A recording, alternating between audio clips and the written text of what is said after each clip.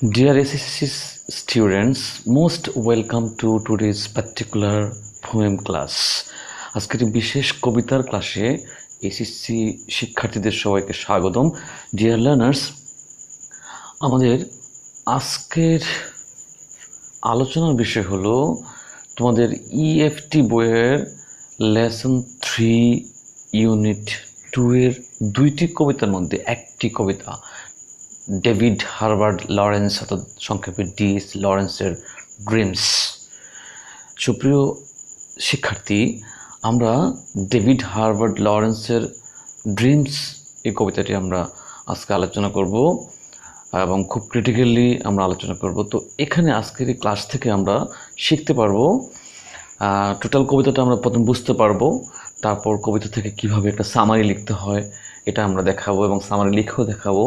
আবার কিভাবে একটা কবিতার থিমটা লিখতে হয়, যেটা পরীক্ষাতে আসে, থিম লিখতে হয়, এবং what is the difference between summary and theme এটা আমরা জানবো। কারণ আমরা অনেকগুলো বইয়ের মধ্যে অনেকগুলো সিন পোয়েম আছে, সেই পোয়েমগুলো আমরা দেখব, এবং কতগুলো আনসিন পোয়েম আছে যেগুলো আমরা পরে বাই রোটেশন আমরা ডিসকাস করব। তো তারপর এই কবিতা থেকে ডিএস লরেন্সের সাহিত্যকর্মগুলো আমরা ডিসকাস করব, কারণ সাহিত্যকর্মগুলো বিশ্ববিদ্যালয় ভর্তি পরীক্ষা সহ বিভিন্ন কম্পিটিটিভ পরীক্ষায় এসে থাকবে। তো আমরা এটার আমাদের ইউনিভার্সিটি অ্যাডমিশন টেস্ট রিলেটেড কোশ্চেনগুলো কী হবে, সামারি কীভাবে হবে, থিম কীভাবে হবে, সেগুলো আমরা ডিসকাস করব। তো এই হলো আমাদের আজকের কবিতাটা, ড্রিমস বাই ডিএস লরেন্স। তো কবিতাটিতে যাওয়ার ঠিক পূর্বে আমরা অবশ্যই কবি সম্পর্কে আমাদের যে প্রিভিয়াস নলেজ থাকা প্রয়োজন সেটা আমরা আলোচনা করি। তো Dreams by D S Lawrence. D S Lawrence is regarded as one of the most influential writers of the 20th century. D S Lawrence হলো বিংশ শতাব্দীর যে কজন প্রভাবশালী রাইটার আছে সেই রাইটারদের মধ্যে তিনি একজন ছিলেন। He published many novels and poetry volumes. তিনি অনেকগুলো উপন্যাস লিখেছেন এবং অনেকগুলো পোয়েট্রি লিখেছেন। তো এখানে একটা কোশ্চেন, যে পোয়েট্রি, এই যে শব্দটা পোয়েট্রি এবং পোয়েমের মধ্যে কী পার্থক্য আছে? সব শিক্ষার্থী একটু মনে মনে ভাবো, পোয়েট্রি এবং পোয়েমের মধ্যে কি কোনো পার্থক্য আছে? হ্যাঁ, পোয়েট্রি এবং পোয়েমের মধ্যে একটা পার্থক্য আছে। পোয়েম হলো একটি, পোয়েট্রির একটি কবিতা হলো পোয়েম, আর পোয়েট্রি হলো অনেকগুলো কবিতার একটা collection of poems is poetry. Anyway, তো আমরা he published many novels and poetry volumes during his lifetime. তার জীবদ্দশায় তিনি অনেক কবিতা লিখেছেন এবং অনেক নভেল লিখেছেন, উপন্যাস লিখেছেন, including Sons and Lovers and Women in Love. এবং সানস অ্যান্ড লাভার্স এবং সানস অ্যান্ড লাভার্স এবং উইমেন ইন লাভ, এই যে দুইটা তিনি দুইটা সাহিত্যকর্ম তিনি করেছেন। But is best known for his infamous Lady Chatterley's Lover. তার মানে তিনি সবচেয়ে পরিচিত, অর্থাৎ ডিএস লরেন্সের নাম যখনই আসবে তখনই একটা বিশেষ একটা কুখ্যাত, যেটাকে বলা হয় কুখ্যাত, নটোরিয়াস একটা নভেলের নাম চলে, সেটা হচ্ছে লেডি চেটারলিস লাভার। তো এই যে লেডি চ্যাটার্লিস লাভার, এই যে এটা ইনফেমাস কেন? কারণ এটার মধ্যে highly sexual instincts, highly sexual portrayal রয়েছে, যার কারণে এটা ইংল্যান্ড এবং আমেরিকাতে ব্যান্ড হয়ে গিয়েছিল তার লেখা বইটা। এবং সেজন্য তিনি কিন্তু, যদিও তার এই যে উপন্যাসটা হলো কুখ্যাত, কিন্তু তিনি হয়ে গেছেন এটা দিয়ে বিখ্যাত। তো সুপ্রিয় শিক্ষার্থী, আমরা এটা সম্পর্কে দেখলাম, যা তার প্রিভিয়াস নলেজ।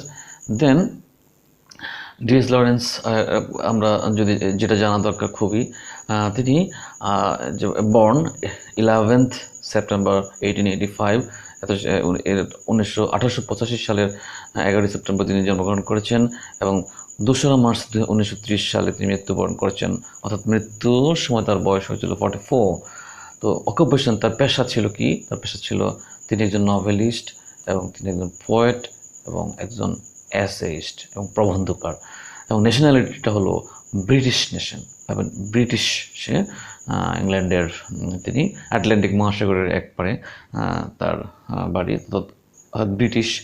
তো এই যে ডিএস লরেন্সের সম্পর্কে এগুলো আমরা জানলাম। এবার ডিএস লরেন্স সম্পর্কে আমরা আরেকটু জানি। Dreams. DH Lawrence is best known for his infamous novel Lady Chatterley's Lover, which was banned in the United States until 1959. তার মানে এটা আমরা কিছুক্ষণ আগে বলেছি, আমরা বারবার বলছি লেডি চ্যাটার্লিস লাভার। এটা হলো তার একটা কুখ্যাত একটা উপন্যাস। কুখ্যাত এই উপন্যাসটা আমেরিকাতে 1959 সালে ব্যান হয়ে যায়। 1960 পর্যন্ত ব্যান হয়ে যায় এবং ইংল্যান্ডে 1960 সাল পর্যন্ত এটা ব্যান্ড হয়ে যায়।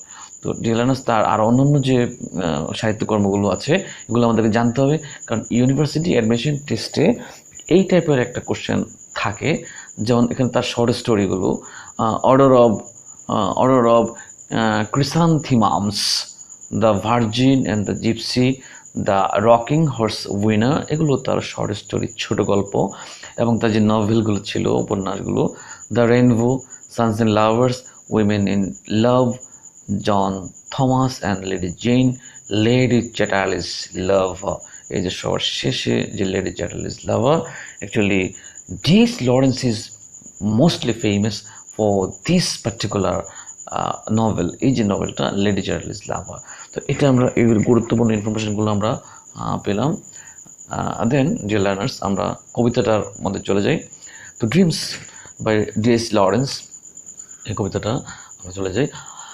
তো ড্রিম নিয়ে এর আগে আমরা যে লেসনটি পড়েছি ইউনিট 3 লেসন 1-এ, সেটা আমরা ড্রিমের ডেফিনেশন দিয়েছি। ড্রিম সম্পর্কে ড্রিমের যে কজগুলো, কারণগুলো আমরা দেখিয়েছি। বিভিন্ন কারণে ড্রিমটা মানুষ কেন দেখে, এটা সায়েন্টিফিক রিসার্চ এবং সায়েন্টিফিক ইন্টারপ্রিটেশন আমরা দিয়েছি। তো এখানে আমরা দেখব ডিএস লরেন্স তিনি ড্রিম সম্পর্কে কী বলেছেন, আমরা একটু শুনি। তো প্রথমেই বলে রাখি, কবিরা কিন্তু কথাগুলো সহজে বলে না, বরং সহজ কথাটাকে তারা কিন্তু খুব ক্রিটিক্যাল ওয়েতে একটা রূপক এবং উপমা দিয়ে তারা বিভিন্ন লিটারি টার্মের অন্তরালে আমরা কবিতাগুলোকে বলে থাকে, তাদের ফিলসফিটাকে প্রকাশ করে থাকে। তো আমাদের এই পোয়েমগুলো বুঝতে গেলে আমাদেরকে অবশ্যই খুবই সেন্টিমেন্টাল হতে হবে, রোমান্টিক হতে হবে। তাহলে আমরা চলে যাচ্ছি। অল পিপল ড্রিম, সকল মানুষই স্বপ্ন দেখে, সবাই স্বপ্ন দেখে, বাট নট ইকুয়ালি, কিন্তু সবাই সমানভাবে স্বপ্ন দেখে না। কিন্তু একই রকম নয় সেই স্বপ্নগুলো, সবগুলো একরকম নয়। তার মানে এই লাইনটা দ্বারা আমরা বুঝতে পারি যে we the human beings are custom to dreaming, আমরা স্বপ্ন দেখতে অভ্যস্ত। তো এখানে ডিএস লরেন্স স্বপ্নের ক্লাসিফিকেশন সম্পর্কে বলছেন যে নট ইকুয়ালি, সমানভাবে স্বপ্ন দেখে না। তার মানে বিভিন্ন ধরনের স্বপ্ন আছে, বিভিন্ন ধরনের প্রেক্ষাপট আছে। Those who dream by night, যারা রাতের বেলায় স্বপ্ন দেখে, কখন দেখে, in the dusty recesses of their mind. এখানে দেখো এই যে শব্দটা ডাস্টি, একটা শব্দ, ডাস্টি শব্দটার অর্থ হলো নোংরা, ডাস্টি। কিন্তু এখানে ডাস্টি বলতে, যদিও এই কবিতার মধ্যে এখানে যদিও ডাস্টি শব্দের অর্থ নোংরা, কিন্তু এখানে কিন্তু ডাস্টি শব্দ নোংরা বোঝাচ্ছে না। তো এখানে বোঝাচ্ছে আরেকটা অর্থ, রিচেস। তাহলে in the dusty riches of the mind, তার মানে রাতের বেলা যারা তাদের নিষ্প্রাণ মনে নিভৃতে স্বপ্ন দেখে, তার মানে কি, অর্থাৎ যারা আনকনশাসলি, অর্থাৎ in an unconscious state, in the sleeping state, there are some people who dream. কিছু লোক আছে যারা তাদের মনের নিভৃতে অসচেতনভাবে অথবা অচেতনভাবে রাতের বেলায় ঘুমের ঘোরে স্বপ্ন দেখে। সেই স্বপ্নটা ওয়েক ইন দ্য মর্নিং, কিন্তু সেই স্বপ্নটা দেখার পরে সকালবেলা যখন ঘুম থেকে জাগে, to find that it was vanity, তখন তা আবিষ্কার করে যে এটা ছিল একটা জাস্ট অন্তঃসার শূন্যতা। এখানে যে ভ্যানিটি যে শব্দ, আমরা ভ্যানিটি শব্দের অর্থটা এখানে দেখিয়েছি। ভ্যানিটি হলো অন্তঃসার শূন্যতা। অন্তঃসার শূন্যতা হলো, it's one type of emptiness, meaningless. The dream, there is no connection between the dream and reality. তার মানে এটা হলো ভ্যানিটি, একটা অন্তঃসার শূন্যতা, একটা এম্পটিনেস, একটা নিরর্থকতা, এমনটা। তার মানে এই প্যারার মধ্যে আমরা দেখলাম ডিএস লরেন্স কি বোঝাতে চেয়েছেন, তিনি জাস্ট বর্ণনা করতে চেয়েছেন dreaming in the sleeping state, অর্থাৎ রাতের বেলায় যে স্বপ্ন, ঘুমের ঘোরে আমরা যে স্বপ্ন দেখি সেই স্বপ্নটা সম্পর্কে বলেছেন। এবং সেই স্বপ্নটাকে তিনি বলেছেন যে ইট ইস, তো এখন এই যে স্বপ্নটাকে যদি আমরা এই জায়গাটা যদি আমরা ব্যাখ্যা দিই, যেমন আমরা যদি একটু মেটাফরিক্যালি একটু উপকথার মাধ্যমে দিই, যেমন একজন ব্যক্তি স্বপ্ন দেখছে সে বাংলাদেশ ছেড়ে আমেরিকা চলে যাচ্ছে।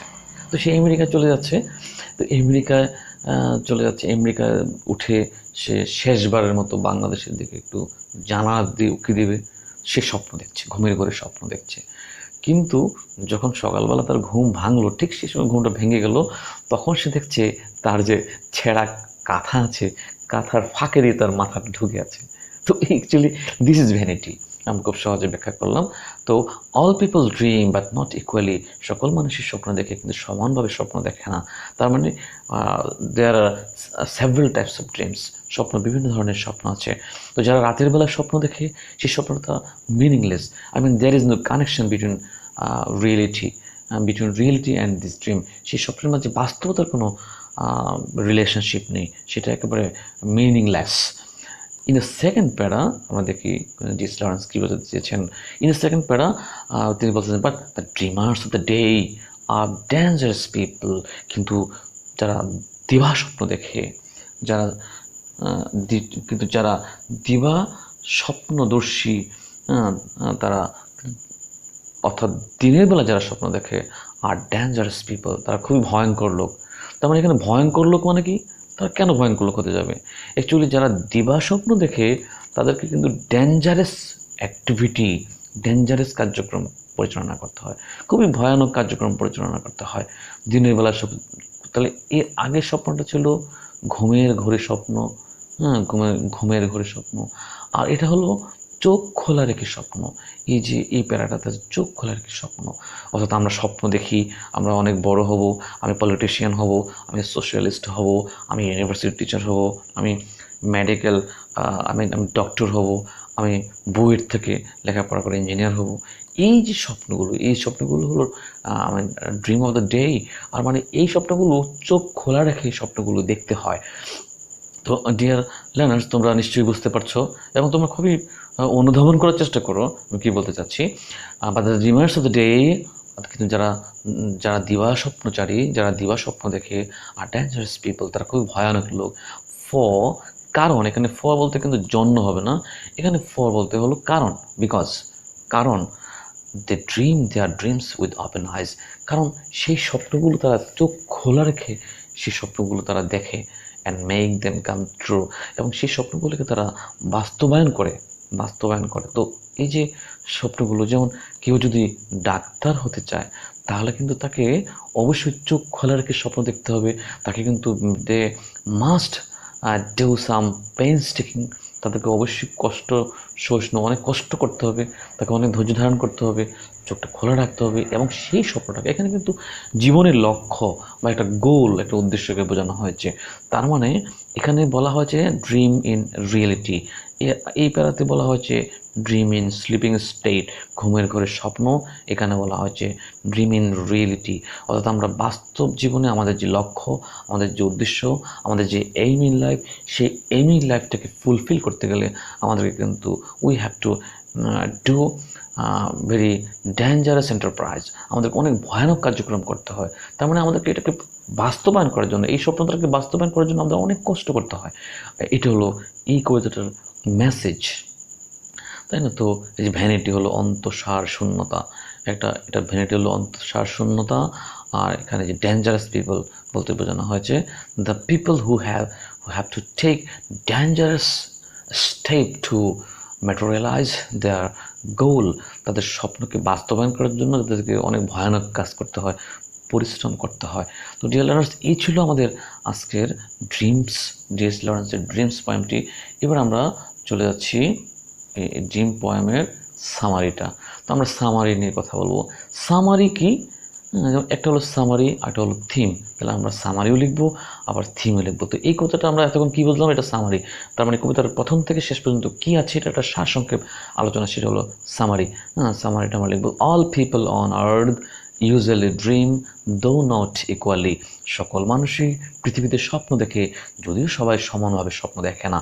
The people who dream at night in the pensive mood, যারা একটা প্যান্সিভ মুড, তার মানে একটা প্যান্সিভ মুড হলো মন খারাপ করে অথবা মনটা খারাপ করে যারা স্বপ্ন দেখে, যা মনটা খারাপ থাকার কারণে তারা সে রাত্রেবেলা স্বপ্ন দেখছে, treat the dream to be are total emptiness. তারা শেষ পর্যন্ত স্বপ্নটাকে একটা টোটাল একটা শূন্যতা হিসেবে বিবেচনা করে থাকে। while those who dream by day with their eyes keeping open, যারা দিনের বেলায় চোখ খুলে রেখে স্বপ্ন দেখে আর ডেঞ্জারাস, তারা খুবই ভয়ানক, because they prefer the dream to be materialised. এখানে ম্যাটেরিয়ালাইজড শব্দের অর্থ হলো বাস্তবায়ন করা, টু বি ইমপ্লিমেন্টেড, প্রয়োগ করা। তো এই যে এটা হলো সামারি। তো আমরা একটা স্ক্রিনশট দিয়ে এই সামারিটা দেখবে। তো এবার আমরা সামারিটা বুঝলাম। তো এবার আমরা যদি এভাবে বলি, এটা যদি আমরা একটু থিম করি, থিম। এবার আমরা একটু ডিসকাস করি what is theme, what is the difference between theme and summary. এটা তোমাদের একটা কমন কোশ্চেন, এসএসসি শিক্ষার্থীদের এটা একটা কমন কোশ্চেন যে থিম কি আর সামারি কি। তো থিম অ্যাকচুয়ালি, থিম হলো কবিতা থেকে আসে, থিম হলো বিষয়বস্তু। তো বিষয়বস্তু হলো what is the message of this particular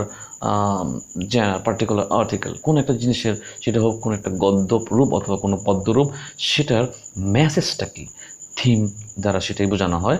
তো থিম একটা শব্দের মাধ্যমেও থিম বোঝানো যেতে পারে, আবার একটা সেন্টেন্সের মাধ্যমেও থিম বোঝানো যেতে পারে, আবার কয়েকটা সেন্টেন্সের মাধ্যমেও থিমটাকে আলোচনা করে যেতে পারে। আমাদের উচ্চ মাধ্যমিক যে ইএফটি বইয়ের যে পোয়েমগুলো আছে, সিন অথবা যে কোনো আনসিন, এই পোয়েমগুলো থিম লিখতে যদি বলা হয়, তাহলে তোমাকে অবশ্যই সেটার একটা মেসেজ দিতে হবে।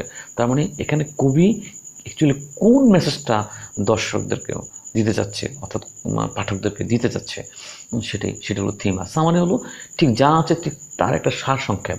আর এটা হলো যা আছে তার সার সংক্ষেপ না, যে কথাটার সেকেন্ডারি মিনিং, অর্থাৎ যেটার সারফেস মিনিং না। সামারি হলো সারফেস মিনিং, কিন্তু থিম হলো একটা ইনার মিনিং, এটা হলো একটা ইন্টারনাল মিনিং, মিনিং উইদিন, কী বোঝাতে চাচ্ছে, হোয়াট ইজ দ্য মেসেজ, সেটা হলো থিম। তো এবার আমরা এই ড্রিমস বাই ডিএস লরেন্সের কবিতাটার থিম আমরা লিখি, এবং খুব সহজে আমি লিখে দিয়েছি। তোমরা একটু স্ক্রিনশট দিয়ে রাখো, স্ক্রিনশট দিয়ে নোট করে ফেলো, এবং তোমরা অবশ্যই কমেন্ট সেকশানে তোমরা অবশ্যই এটার থিম বা সামারি সম্পর্কিত আরও যদি কোশ্চেন থাকে, সেটা কমেন্ট সেকশানে, ভিডিওটির কমেন্ট সেকশানে গিয়ে তোমরা আমাকে জানাবে, আমি সেটা অবশ্যই তোমরা ডিসকাস করবো। তো ঠিক আছে, আমরা এখন থিমটা নিয়ে ডিসকাস করি। The some and substance of the poem dreams composed by D.S. Lawrence is dream in sleep and dream in reality.